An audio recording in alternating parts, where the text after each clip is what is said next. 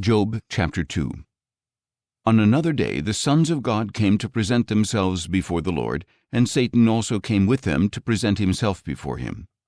"Where have you come from?" said the Lord to Satan. "From roaming through the earth," he replied, "and walking back and forth in it." Then the Lord said to Satan, "Have you considered my servant Job? For there is no one on earth like him, a man who is blameless and upright, who fears God and shuns evil.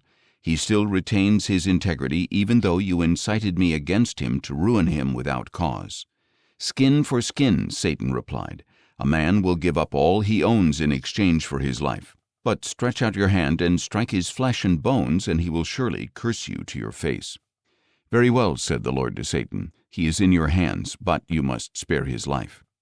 So Satan went out from the presence of the Lord and infected Job with terrible boils from the soles of his feet to the crown of his head.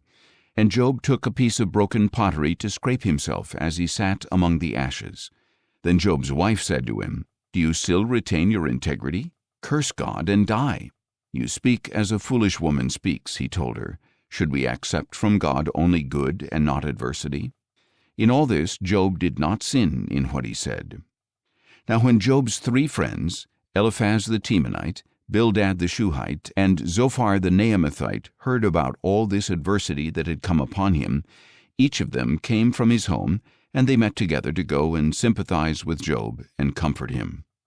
When they lifted up their eyes from afar, they could barely recognize Job. They began to weep aloud, and each man tore his robe and threw dust in the air over his head. Then they sat on the ground with him for 7 days and 7 nights, but no one spoke a word to him because they saw how intense his suffering was.